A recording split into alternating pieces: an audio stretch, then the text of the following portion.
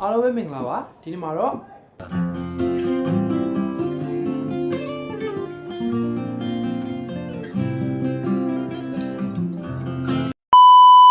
heartbeat လို့ခေါ်ပါတယ်โอเคပါဒီနေ့မှာတော့ကျွန်တော် double take band ရဲ့ happy ဆိုတဲ့သချင်းရဲ့ intro ကိုကျွန်တော် tutorial လုပ်ပြမှာဖြစ်ပါတယ်ဒီသချင်းရဲ့ original key ကတော့ကျွန်တော်ဒီ key အဖြစ်တဲ့ကျွန်တော်ဒီတီးရသူတွေလွယ်ကူစေဖို့အတွက်ကျွန်တော်တို့ကာပိုအသုံးပြုမယ်ကာပိုကိုကျွန်တော်တို့၅ခွက်မှာတွားညှက်လိုက်မယ်ပြီးရင်ကျွန်တော်တို့ဒီ C position နဲ့တီးမယ်ဒါ key F ပါပဲဒီသချင်းမစခင်ဘယ်လို chord တွေပါလဲဆိုတာအရင်လေ့လာကြည့်ရအောင် chord အနေနဲ့ကတော့ round chord ပါပဲ C ပါမယ် G ပါမယ် A minor 7 ပါမယ်ပြီး F ပါမယ်အဲ့မှာကျွန်တော်တီးရမှာက G ကကျွန်တော်တို့ပုံမှန်တီးနေကြဒီလို G မဟုတ်ဘဲနဲ့ root ကိုကျွန်တော်တို့ကဒီ G ကိုမြူပဲနဲ့ကျွန်တော် B ရဲ့ root ကိုသွားယူမှာဖြစ်တယ်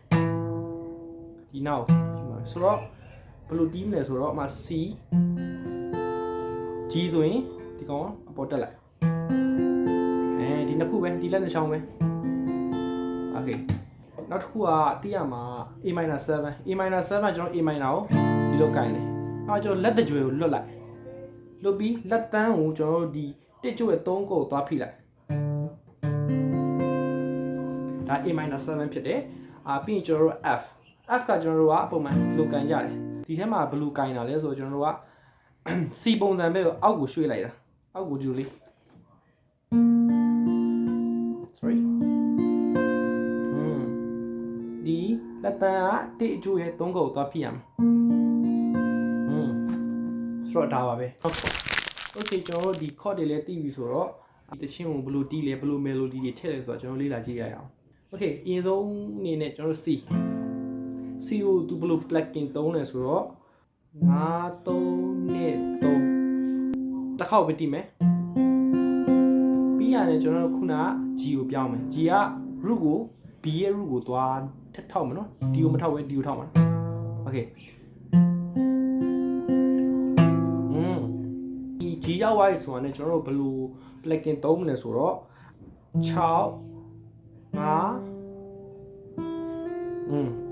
6 5နှစ်ကိုတီးရချိန်မှာဒီကောင်ကိုလှုပ်ပြီးပြန်တီးလိုက်မယ်ဆိုတော့5 3 2 3 5 4အဲ့ဒီရပြီဆိုရင်ကျွန်တော်တို့ A minor 7သွားမယ်ဒါ A minor ကို A minor 7 okay သူ plucking ကကြတော့5 4 3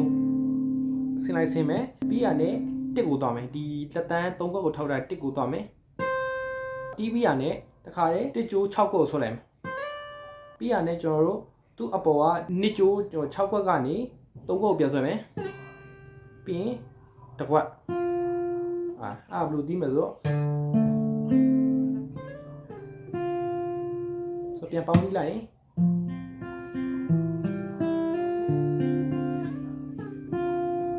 ပြီးရင် F ကတော့ခုနပြရတဲ့အတိုင်းပဲအစင်းလိုက်စင်းမယ်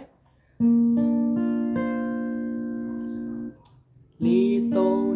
1ပြီးရတယ်ကျွန်တော်တို့ G တီးတဲ့အခါမှာကျွန်တော်တို့ root ကိုခုနလို B ရဲ့ root ကိုမထောက်တော့ကျွန်တော်တီးနေကြ G ရဲ့ root ကိုပဲကျွန်တော်ပြန်ထောက်မယ်6 4 3နှစ်နေရာမှာတကောင်ကလွတ်လိုက် pull off ပြီးရင်3 4ဒါပဲပြီးရင် C ဒါဆိုတော့ပေါင်းတီးလိုက်ရင်